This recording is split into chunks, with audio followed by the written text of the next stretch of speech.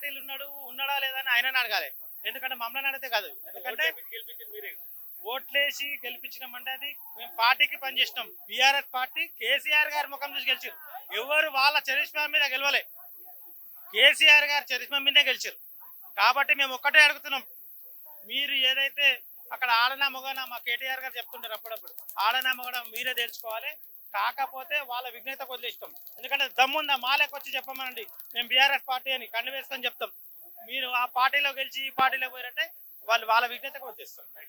అమ్మ అమ్మ ఎలా చూడొచ్చు 65 ఏళ్లకు ఉన్నటువంటి కేసీఆర్, పైబడినటువంటి కేసీఆర్ ని ఎర్రవెల్లికి రమ్మంటే ఇక్కడ నందినగర్ ఇంటి దగ్గర స్టిక్కర్లు అతికించినటువంటి పరిస్థితి ఎలా చూస్తున్నారు? అంటే రాజకీయ కక్షలో భాగంగా చంద్రబాబు నాయుడు ఆడినట్టుగా రేవంత్ రెడ్డి అనేటోడు ఆడుతున్నాడు తప్ప ఇంకొకటి ఏం లేదు.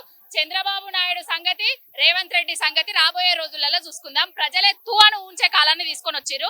బ్రీఫుడ్ మీ అన్న దొంగనా కొడుకులు, I am with you, bother don't bother you అనే దొంగనా కొడుకులు ఈ దొంగ రాజకీయాలు చేస్తూ ఆనాడు తెలంగాణ ప్రభుత్వాన్ని, బీఆర్ఎస్ పార్టీని కూల్చ కుట్రలు చేశారు. మళ్ళీ ఈనాడు కూడా బాపు కేసీఆర్ గారికి మకిలి పూద్దాం అనేసి చూస్తున్నాడు. బురదలో ఓడిన పంది రేవంత్ రెడ్డి అనేటోడు ఆ బురదను అందరికి అంటిద్దామని చూస్తున్నాడు.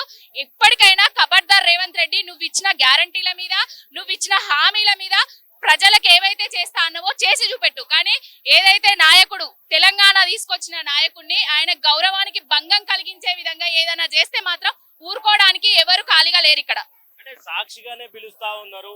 ఎందుకు భయపడతా ఉన్నారు బీఆర్ఎస్ నాయకులు? భయం పుట్టుకొస్తుంది. కేసీఆర్ నిజంగా తప్పు చేయకపోతే ఈ రోజు ఇంతగానో నిరసనలకు కార్యక్రమాలు లేవని తనకి కారణం ఏంది అంటూ కూడా పెద్ద ఎత్తున కాంగ్రెస్ నేతలు మాట్లాడుతారు. నిజంగా కనిపిస్తుందా?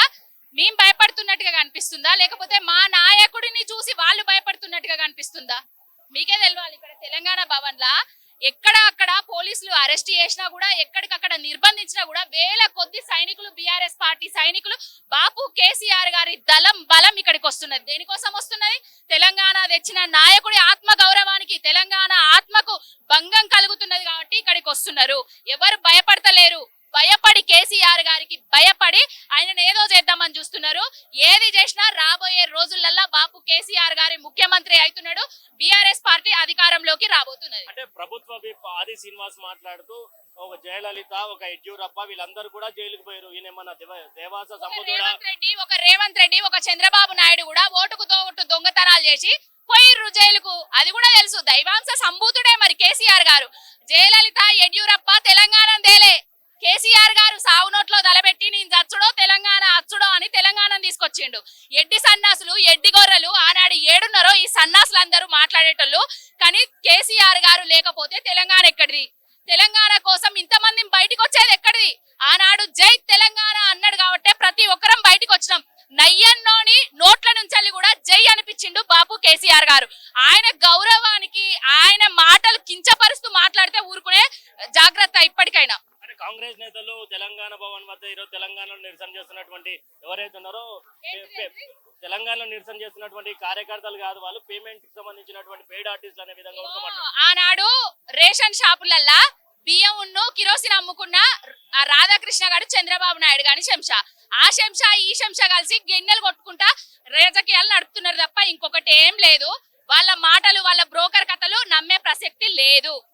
లాస్ట్ గా మీ చేతి మీద ఏందమ్మా ఒకసారి చేతి మీద కేసీఆర్ గారి స్టాట్యూ వేసుకుని వినూత్నమైనటువంటి, అంటే అంత అభిమానం ఎందుకమ్మా? అంటే తెచ్చిండు కాబట్టి మేము ఆనాడు తెలంగాణ అని చెప్పుకోవడానికే సిగ్గుపడేటోళ్ళం.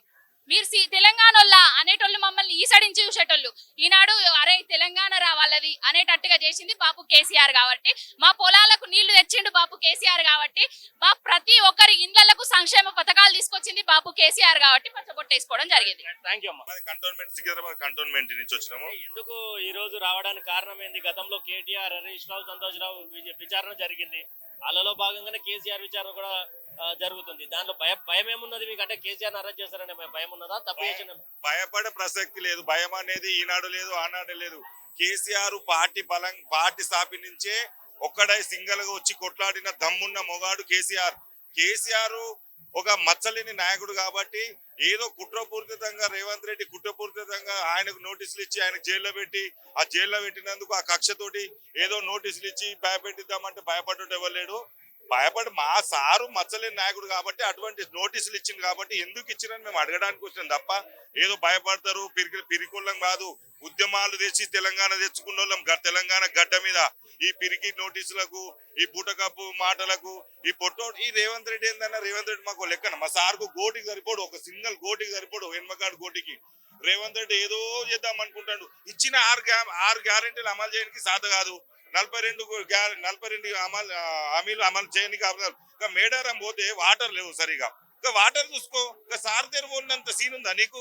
సారు ముట్టుకుంటే మాత్రం తెలంగాణ అగ్గిగుండం అయితే మరో తెలంగాణ చరిత్ర తిరగరాస్తాం. అసలు భయపడే ప్రసక్తి లేదు. చిట్టు నోటీసులు కొట్టిన అదొక బూటకప్ మా కేటీఆర్ అన్నాడు అసెంబ్లీనే, అదొక లొట్ట పీసులు కేదని, అదొక బూటకప్ అనేది చూసుకున్నాం. ఏంటంటే మా సారు మచ్చలేని నాయకుడు ఒక మచ్చ పడుతుంది, ఎందుకు వేస్తున్నావు, ఎందుకు ఇచ్చినావు సిట్టు అని మేము అడగడానికి వచ్చినాం. కానీ ఏదో భయపడతారు ఇంతమంది. మీరు భయపడి పోలీసులను చూడు, గౌరారం ఐరబెల్లి ఫామ్ హౌస్ కాడి నుంచి మొదలు పెట్టుకుంటే నందినగర్ ఇంటి దాకా కూడా వేల బలగాలను తిప్పుకున్నావు. నువ్వు పిరికి పందువు, నువ్వు భయపడుతున్నావు. నీకు చేత కాదు ప్రభుత్వం నడపడానికి, చేతగాని దద్దమ్మవు నువ్వు. నీ మంత్రులు అట్లే ఉన్నారు, నువ్వు అట్లే ఉన్నావు. నీకు దావస్కి ఏం పర్యటన పోయినావు? ఇక్కడ మేడారంలా బస్సులు లేవు, పబ్లిక్ అంతా నానా ఇబ్బందులు పడుతున్నారు. ఇక దావస్ పర్యటన పోయి 5,000 ఒక షర్టు, 3,000, 6, 15, 50,000 షూలు కొట్టుకొని పోజులు కొడుతున్నావు. ఒక్క రోజు ఒక్క నిధులు తెచ్చే దమ్ముందా నీకు? దావస్ పోయి నిధులు తెస్తున్నావు, షోలు చేస్తున్నావు అంతే. మొత్తము గవర్నమెంట్ అంతా కాంగ్రెస్ నాయకులను మొత్తం దద్దమ్మలుగా చూసుకుంటాడు. రేవంత్ రెడ్డి హీరో అనుకుంటాడు కానీ జీరో. మా అంటే ఇంకో 6 నెలలు 2 సంవత్సరం ఉంటాడు. ఆల్రెడీ పీఠం కదులుతుంది, గద్దె కూలడం ఖాయం. నువ్వు మా కేసీఆర్ తో పెట్టుకుంటే మాత్రం ఆగం పరిస్థితి ఉంటది. ప్రస్తుతం మనతో పాటు నవీన్ పటేల్ ఉన్నారు, జూబ్లీహిల్స్ నియోజకవర్గం సంబంధించినటువంటి నాయకులు. ఎందుకని ఇంత హడావిడి చేస్తా ఉన్నారు? మొన్న కేటీఆర్, హరీష్ రావు, సంతోష్ రావు తప్పింది ఇంత హడావిడి లేదు. ఈ రోజు తప్పు చేయకపోతే ఇంత హడావిడి ఎందుకు మీకు అనేది కాంగ్రెస్ నుంచి వచ్చినటువంటి ప్రశ్న. ఎలా చూడొచ్చు? సో ఇక్కడ ఫస్ట్ ఆఫ్ ఆల్ వీళ్ళు తీసుకొచ్చిన ఫోన్ ట్యాపింగ్ కేసు అనేది అసలు ఫాల్స్ కేసు. ప్రభుత్వం ఎప్పుడైనా కూడా ఇంటెలిజెన్స్ వ్యవస్థ ఫోన్ ట్యాపింగ్ చేయడం అనేది, దానికి ముఖ్యమంత్రికి కానీ మినిస్టర్స్ కానీ ఎలాంటి సంబంధం ఉండదు. ఓన్లీ ఇంటెలిజెన్స్ చీఫ్ ఎవరైతే ఉన్నారో వారికి మాత్రమే సంబంధం ఉంటుంది. మరి వీళ్ళు కావాలని ఇప్పుడు కాంగ్రెస్ ప్రభుత్వం అధికారంలోకి వచ్చి దాదాపు 2 సంవత్సరాలు అవుతుంది. వారు అధికారంలోకి వచ్చిన మొదటి సంవత్సరం నుంచే ప్రజల నుంచి వ్యతిరేకత మొదలైంది. అప్పటి నుండి వీరు బీఆర్ఎస్ ప్రభుత్వం చేసినటువంటి అభివృద్ధి పథకాలు, కాళేశ్వరం ప్రాజెక్టు గురించి కానీ, ఎలక్ట్రిసిటీ విషయంలో కానీ, తర్వాత ఫార్ములా ఏరియాస్ అని చెప్పి మళ్ళీ ఇప్పుడు ఫోన్ ట్యాపింగ్, ఇలా ఓన్లీ ప్రజల అటెన్షన్ డైవర్షన్ కి మాత్రమే ఇలాంటివి కేసులు ముందుకు తీసుకోవడం జరుగుతుంది. వాస్తవానికి ఫోన్ ట్యాపింగ్ అనేది ఎలాంటి ట్యాపింగ్ లో జరగలేదు. అందులో కేసీఆర్ గారు చాలా స్పష్టంగా ఇంతకు చెప్పడం జరిగింది. ఫోన్ ట్యాపింగ్ అనేది ఇంటెలిజెన్స్ వ్యవస్థ. ఇంటెలిజెన్స్ చూసుకుంటే దానికి ముఖ్యమంత్రికి అయినా కానీ ఎలాంటి మినిస్టర్స్ కానీ ఎలాంటి సంబంధం ఉండదు. కేవలం బీఆర్ఎస్ పార్టీ పైన కక్ష పూరిత వ్యవహారంగానే దీన్ని ప్రజలు చూస్తున్నారు. మరి మీరు అడిగినట్టు ముఖ్యంగా ఈ రోజు కేసీఆర్ గారు అంటే తెలంగాణ రాష్ట్రానికి సాధించిన ఒక నాయకుడు. తెలంగాణ రాష్ట్రం కోసం ఆయన ప్రాణాలని సైతం త్యాగం చేయడం సిద్ధపడినటువంటి ఒక నాయకుడి పైన ఇలాంటి అభియోగాలు చేయడము తెలంగాణ ప్రజలందరూ కూడా చాలా తీవ్రంగా ఖండిస్తున్నాము. అందుకోసం ఈ రోజు కేసీఆర్ గారికి మద్దతుగా మేమందరం కూడా రావడం జరిగింది. మీరు ఇంకొక విషయం గమనించినట్లయితే సిఆర్పిసి 160 ప్రకారము వాళ్ళు 65 years above and 15 years below 65 years above ఉన్న వారికి ఖచ్చితంగా వారు నివసించే ప్రాంతానికి వెళ్ళి మాత్రమే వీరు విచారణ చేయాల్సిన అవసరం ఉంది.